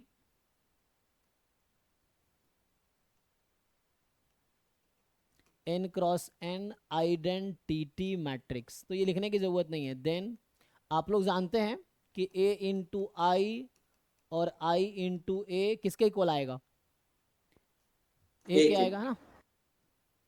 for any n cross n, या जहाँ मल्टीप्लिकेशन डिफाइंड है, जरूरी नहीं n क्रॉस n ही होगा, जहाँ भी मल्टीप्लिकेशन अगर डिफाइंड है तो तीनों इक्वल ही आएगा, चाहे A किसी भी ऑर्डर का हो, अगर मल्टीप्लिकेशन डिफाइंड है तो ऑब्वियसली इक्वल आएगा, है ना। So when multiplication is defined, तो ये तब होगा जब मल्टीप्लिकेशन डिफाइंड हो, ठीक है ना। सो उस केस में इक्वल आएगा, यहाँ तब लिख रहे हैं व्हेन मल्टीप्लिकेशन इज डिफाइंड। तो मल्टीप्लिकेशन डिफाइन कब होता है, जब पहले मैट्रिक्स में number of column is equal to दूसरे वाले मैट्रिक्स में नंबर ऑफ रो इक्वल हो, है ना। सो यहाँ ऐसा कब होगा, तो n क्रॉस n ही होना पड़ेगा, क्योंकि ये वाला डिफाइंड कब होगा, ये n क्रॉस n है तो यहाँ n रो, तो इसके लिए n यहाँ पे, सो ऐसे ही लिख लो। सो यहाँ पे होगा फॉर A जब स्क्वायर मैट्रिक्स होगा सर तब। जी, क्योंकि यहाँ भी इसमें नंबर ऑफ रो n है तो यहाँ नंबर ऑफ कॉलम n होना पड़ेगा, यहाँ नंबर ऑफ कॉलम n है तो इसका नंबर ऑफ रो n होना पड़ेगा। For all n cross n matrix A, ठीक है ना, तो ये आ जाएगा आपके पास। बाकी तो आप जानते हैं कि जीरो मैट्रिक्स अगर मल्टीप्लिकेशन डिफाइंड है तो फिर से जीरो मैट्रिक्स के साथ किसी भी मैट्रिक्स का प्रोडक्ट करोगे जीरो आएगी, तो वो लिखने की जरूरत नहीं है। तो ठीक है ना, तो यहाँ पे बस पर्पस ये था बताने का, ये एक थ्योरम है तो ये हमेशा ट्रू होगा। So just D statement is true. अब आते हैं फोर्थ वाले में। तो ये जो फोर्थ क्वेश्चन है ये वाला देखो, तो आपसे पूछ रहा है कौन सा स्टेटमेंट ट्रू है इसमें, कि कौन कौन सा स्टेटमेंट इसमें से ट्रू होगा। सो ए अगर ए स्क्वायर, फिर से समझो, हमने ये नहीं पूछा है कि if A is equal to identity then this, तो वो ट्रू हो जाएगा। अगर ए आइडेंटिटी है तो आइडेंटिटी का स्क्वायर आइडेंटिटी होगा, लेकिन यहाँ तुम्हें मैं कहता हूँ हर क्वेश्चन समझो तुम्हें पूछा गया है इफ या देन, तो यहाँ तुमसे दे रखा है ये देन पूछा है कि अगर ये ट्रू है तो क्या जरूरी है, नो, है ना। जैसे ए को जीरो मैट्रिक्स ले लो, तो जीरो मैट्रिक्स इक्वल टू, तो मतलब इसको सेटिस्फाई करने वाले दो मैट्रिक्स है, अभी तीसरा भी है, कई सारे हैं, तो जो ट्रिवियल है वो दो आइडेंटिटी मैट्रिक्स और क्या है इसमें, अगर एक और ऑप्शन में बनाता, ये तो मैं बना दिया ना, तो यहाँ मैं अगर लिखता कि इनफैक्ट मैं तो डिटर्मिनेंट कर दिया हूँ, डिटर्मिनेंट अगर हटा भी दूँ, मैं अगर ऐसा लिख दूँ कि ए इज जीरो मैट्रिक्स और ए इज आइडेंटिटी मैट्रिक्स, चलो अभी मैट्रिक्स की बात करते हैं, तो यहाँ क्या होगा,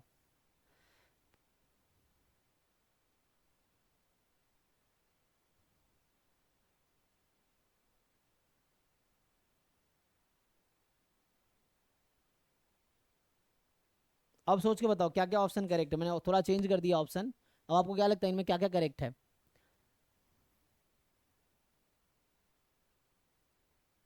देखो मैं ये कहना चाह रहा हूं कि a is equal to A square है, तो जरूरी नहीं ए आइडेंटिटी होगा, ए जीरो मैट्रिक्स भी हो सकता है, तो इसलिए ऑप्शन गलत है। यहाँ बोल रहा है A is equal to A square है, तो जरूरी है ए जीरो मैट्रिक्स होगा? नो, ए आइडेंटिटी भी हो सकता है, तो इसीलिए गलत है। अब यहाँ लिख रहा हूँ A is equal to A square है, तो क्या ए या तो जीरो मैट्रिक्स होगा या आइडेंटिटी मैट्रिक्स होगा? तो ये और लिखा हुआ है बीच में, बताओ ये ट्रू है या फॉल्स है? C of C statement true है फॉल्स? false है सर। True.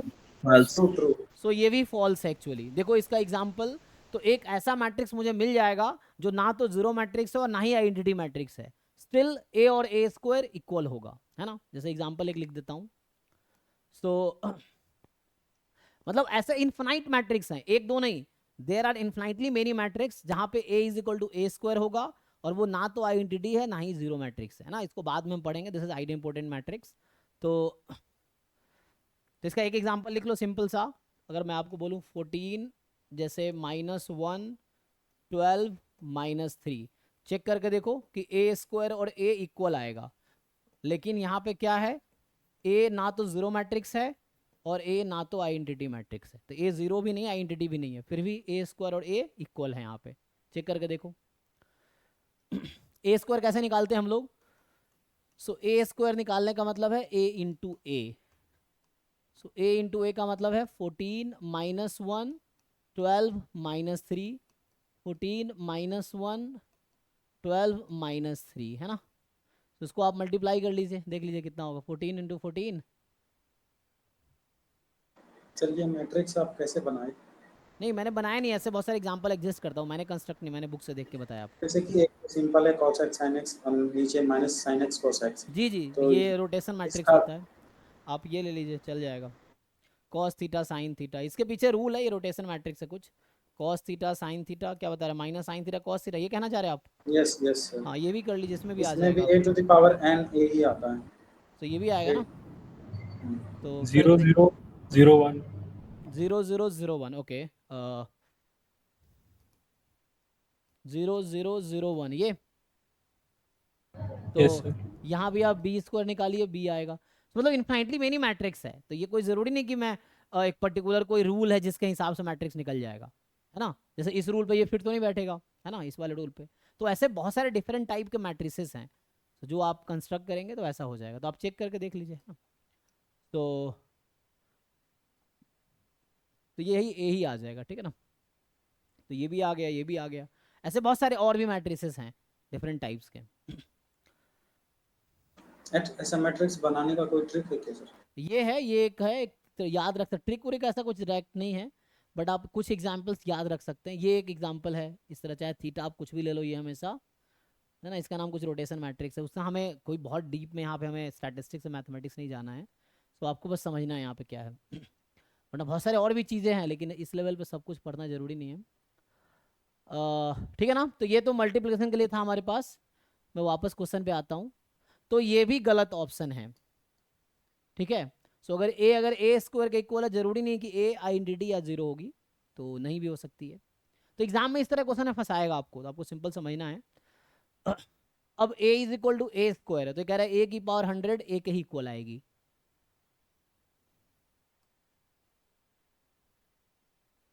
तो ये बहुत ऑब्वियस है ना, जैसे इसने कहा कि A is equal to A square, अगर मैं यहाँ पर लिख के बताऊं आपको,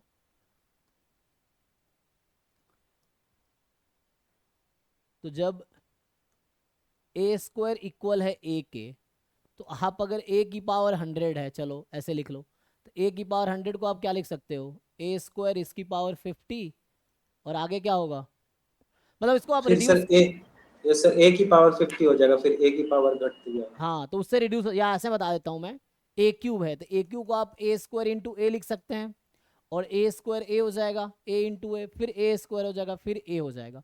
इस तरह से आप ए की पावर 4 लिखेंगे, उसको ए स्क्वायर इंटू ए स्क्वायर, तो ए इंटू ए, सो ए स्क्वायर जो कि ए हो जाएगा।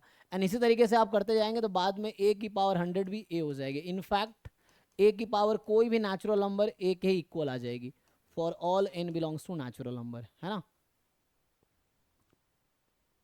सो अगर ए स्क्वायर ए के इक्वल है तो ए की पावर n भी ए के इक्वल आएगी, जहां ए कोई भी नेचुरल नंबर, आप चेक कर लीजिए ना। सो ये इंप्लाई कर रहा है इसको, this implies this one, okay? चलिए तो यहाँ पे करेक्ट क्या हुआ, तो ये डी ऑप्शन यहाँ पे ट्रू है, ठीक है। सो देखिए ये 4 क्वेश्चन में लिखे थे अभी, और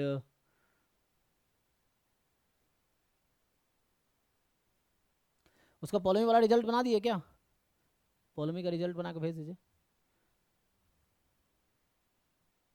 अच्छा, ओ हाँ लाइट नहीं है इसीलिए, ओ तो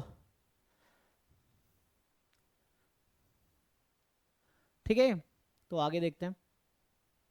सर ग्रुप में एक क्वेश्चन भेजा है, वो क्वेश्चन समझ में नहीं आ रहा।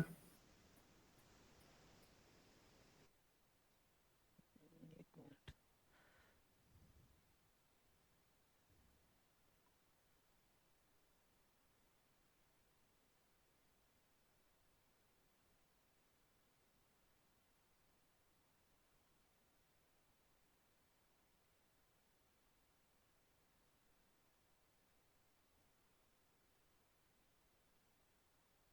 इसका भी बना, शत्रुघ्न का भी बना दीजिए।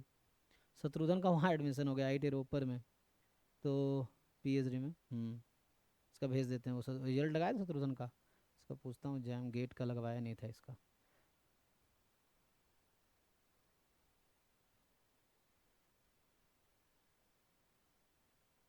ये हमारा स्टूडेंट था गेट बैच में, कानपुर से MSc किया इसने। वो दिया नहीं होगा शायद वो।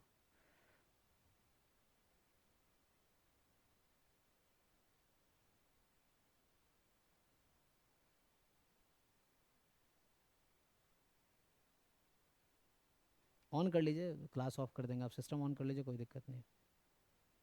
अच्छा क्या बंद है, हाँ इसको कंप्लीट करते हैं, 8 बजे क्लास ऑफ कर देंगे।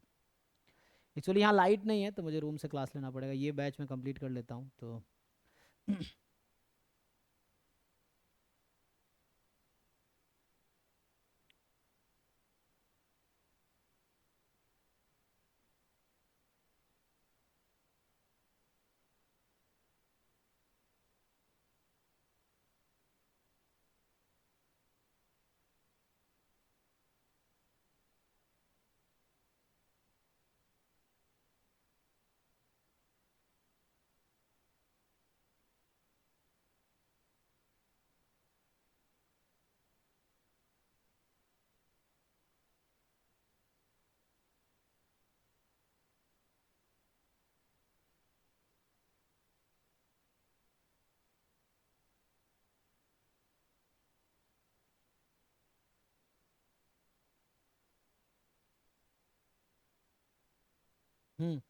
अच्छा क्वेश्चन आपने भेजा था क्या, एक क्वेश्चन अभी डिस्कस करेंगे, क्वेश्चन अभी डाउट पे जाएंगे तो।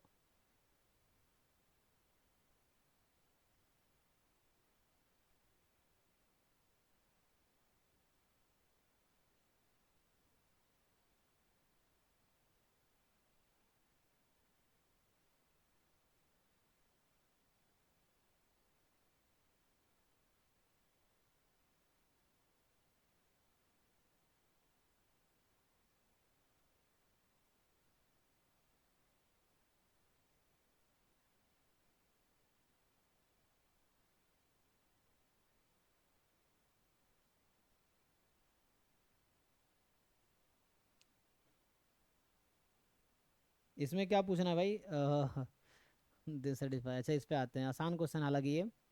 तो देखो अभी ये ठीक है ना, तो अभी हम लोग आज क्वेश्चन में ही चला गए थे नहीं, तो हमारा तो ये क्या है तुम्हारा जो क्वेश्चन है, जैसे ये क्वेश्चन इसने भेजा है, इसमें क्या पूछा है कि, तो मैंने 4 क्वेश्चन लिखे ना, मान लो ये 5वां क्वेश्चन है, इसमें तुमसे क्या पूछ रहा है if alpha beta gamma minus alpha to be the square root of 2 rowed unit matrix 2x2 का यूनिट मैट्रिक्स, देन दिस।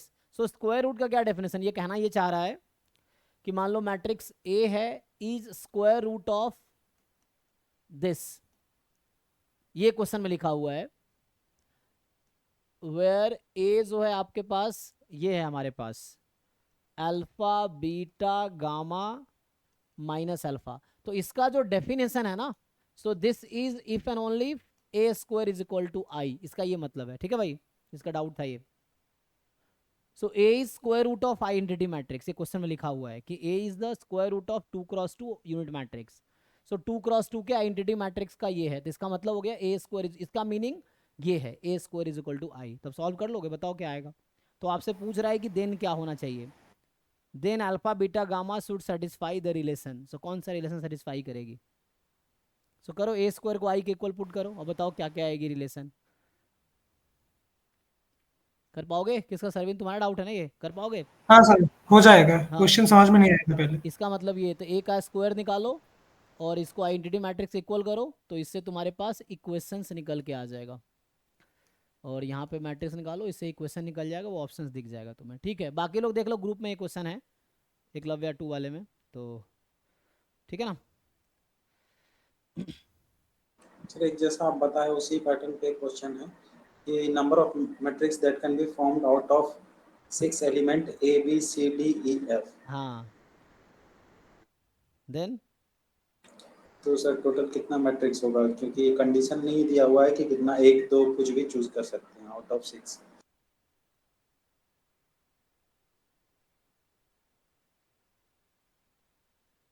एक मिनट, तो ठीक है, वो डाउट क्लास में डिस्कस करते हैं। अभी आप इसको सॉल्व कीजिए तो टाइम खत्म हो जाएगा, 10 मिनट ही बचा है, लाइट भी नहीं है तो मुझे रूम पे जाना पड़ेगा।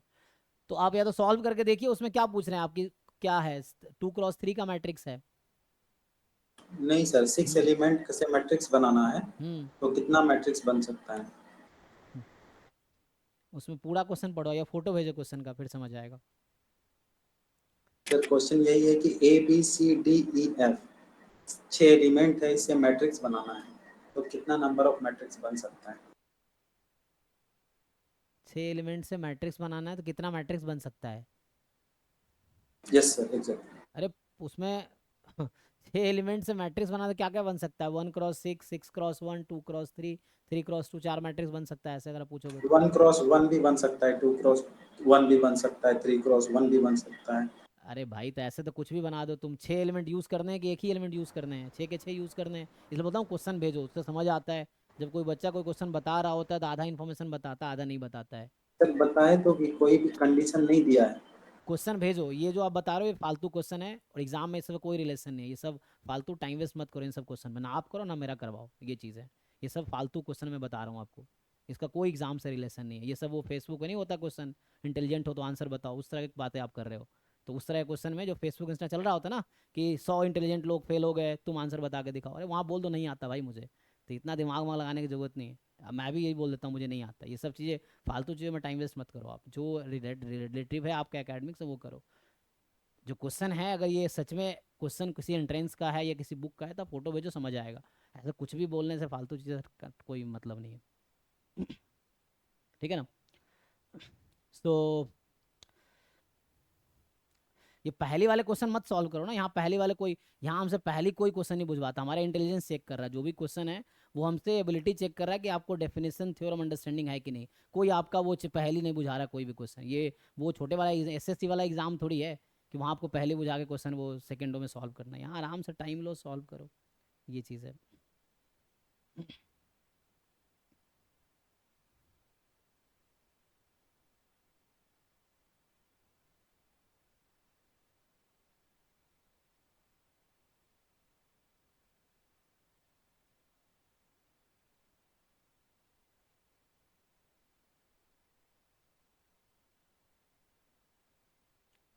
तो आगे मैं देख लेता हूँ ना, टाइम थोड़ा कम ही बचा है, 8 बजे दूसरा बैच भी है। तो इसमें हम लोग क्या डिस्कस कर रहे थे आज कि टाइप ऑफ मैट्रिसेस।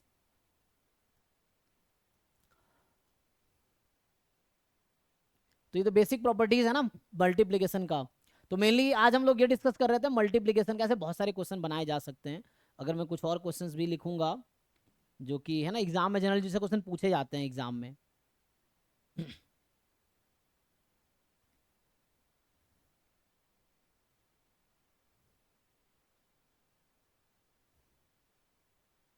मैं अगले क्लास से थ्योरी कंटिन्यू, कुछ क्वेश्चन और लिखा देता हूँ, कंटिन्यू नेक्स्ट क्लास में करता हूँ। ट्रांसपोज और ये सब डिस्कस करते हैं नेक्स्ट क्लास में।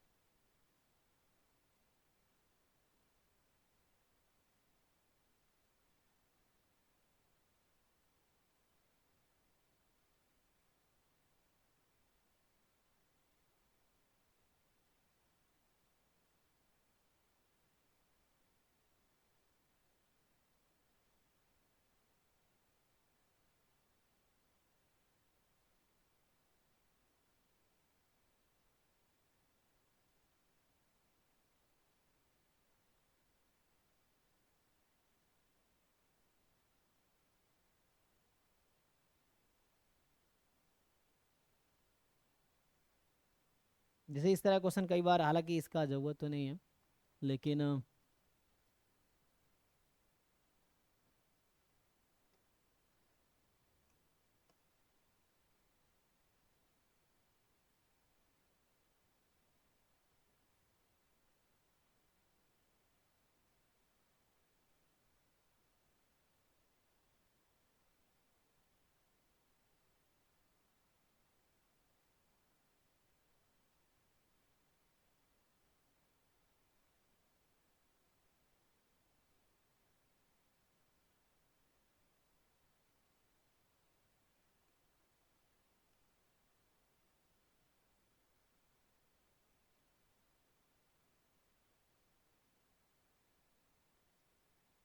मान लो स्क्वायर मैट्रिक्स सेम ऑर्डर का है, तो यहाँ पे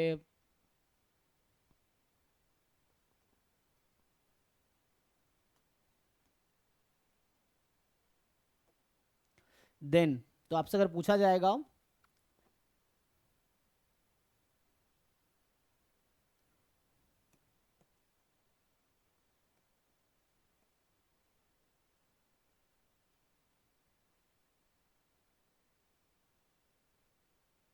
बताइए क्या कंडीशन आएगी ताकि ये इक्वल हो जाए, कोई कंडीशन होगा इसमें? A B equals to B A. हाँ, A B is equal to B. ठीक है ना, तो इसका कंडीशन आएगा A B is equal to B A. ठीक है ना, सो ऐसा नहीं कि हमेशा ट्रू होगा। अगर मान लो A B and B A equal नहीं है, तो ये वाली मैट्रिक्स और ये वाली मैट्रिक्स दोनों डिफरेंट मैट्रिक्स होगी, both will not B equal, है ना। सो जब तक ये दोनों इक्वल तभी हो सकता है, क्योंकि ये नंबर्स नहीं, आपको समझना है। एक और कंडीशन हमने देखा अभी, जैसे एक्स इंटू वाई जीरो है, एक्स वाई अगर नंबर है देन कोई एक जीरो होगा, लेकिन मैट्रिक्स में ऐसा नहीं होता। अगर मैट्रिक्स का प्रोडक्ट जीरो है तो जरूरी नहीं दोनों जीरो होगा।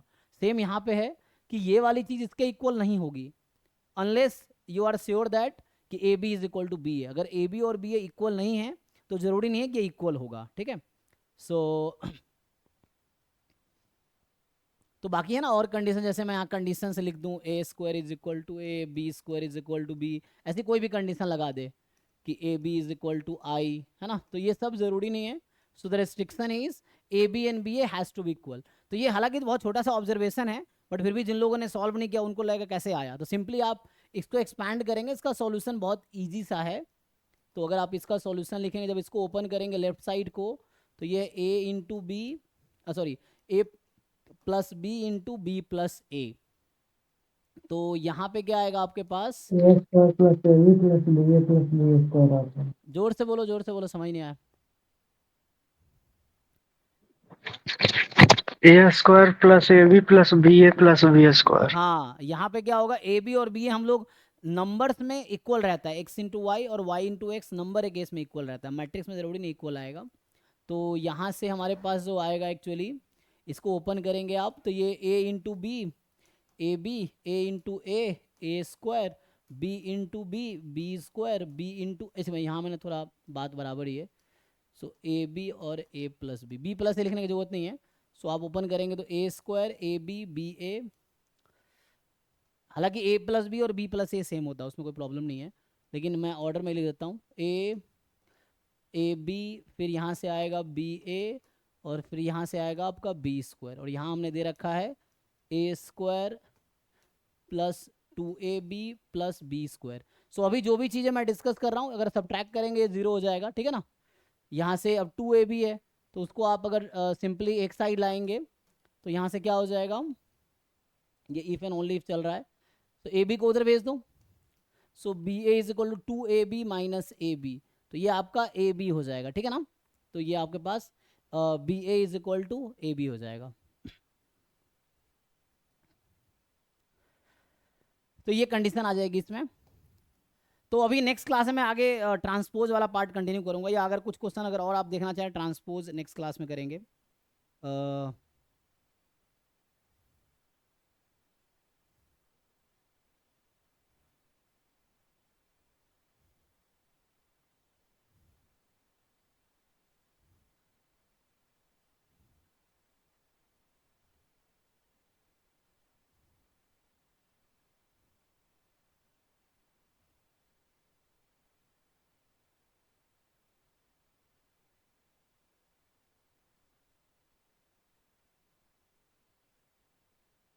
जैसे इस तरह क्वेश्चन, एक और क्वेश्चन लास्ट क्वेश्चन होगा अभी के लिए, फिर दूसरे बैच की क्लास में रूम से लूँगा। यहाँ पे लाइट नहीं है तो ऐसे इन्वर्टर अभी डाउन हो जाएगा। तो ये क्वेश्चन ये पूछ रहा है आपसे कि so let A B a square matrix such that कि A square is equal to I है, ठीक है ना। So A B a square matrix such that A square is equal to I, then a minus I whole cube plus a plus I whole cube minus 7a is equal to, है ना। तो इस तरह का ये बहुत basic question है, बस अलजेब्रा बेस्ड है। किसके इक्वल आएगा? 1 के 1 के कैसे इक्वल आएगा? मैट्रिक्स आएगा ना, क्योंकि मैट्रिक्स इक्वेशन है, तो नंबर के इक्वल तो नहीं आएगा, मैट्रिक्स के इक्वल आएगा ना। चेक करके बताओ। 1 के इक्वल नहीं आएगा तो आइडेंटिटी मैट्रिक्स आ सकता है, ए आ सकता है। सो इस तरह से तो ए है, आई प्लस ए है, आई माइनस ए है, 3a है, इस तरह के ऑप्शंस हैं।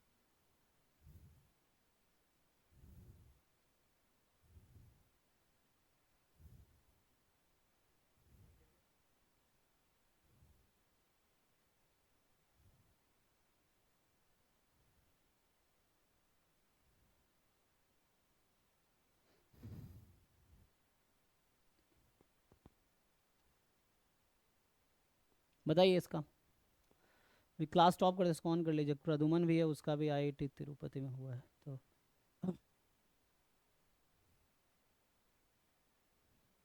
हाँ हाँ, इसको स्टॉप करते हैं। वो एक लड़का उसको ऐड कर दिया, शिवम को, शिवम पूरी था।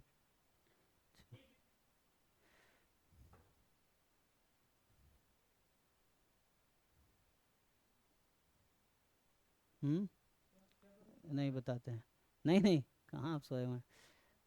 हाँ हाँ, तो इसको सॉल्व कर लोगे ना तुम लोग, या मैं सॉल्व करूँ? दिखाइए। तो इसको सॉल्व करना नहीं होगा तो नेक्स्ट क्लास में कंटिन्यू करेंगे। तो अभी कल क्लास होगी। सो अभी नेक्स्ट बैच की क्लास आधे घंटे बाद होगी स्टार्ट, क्योंकि मैं रूम पे जाऊंगा अभी जहाँ रहता हूँ, क्योंकि यहाँ पे लाइट नहीं है, तो इसको भी स्टॉप करना पड़ेगा। सो इसको सॉल्व कर लेना। नेक्स्ट क्लास में मैं ट्रांसपोज स्टार्ट करूँगा, बेसिक। अभी हम लोग बेसिक कर रहे हैं, यही चीज़ जो 11th-12th में थी, ठीक है। तो अभी हम यहीं स्टॉप करते हैं इस बैच को, इसको सॉल्व कर लेना, नहीं होगा तो कल डिस्कस करते हैं। और अभी दूसरे बैच की क्लास आधे घंटे बाद होगी, ठीक है। इसको स्टॉप कर दीजिए अभी के लिए, थैंक यू। हाँ, तो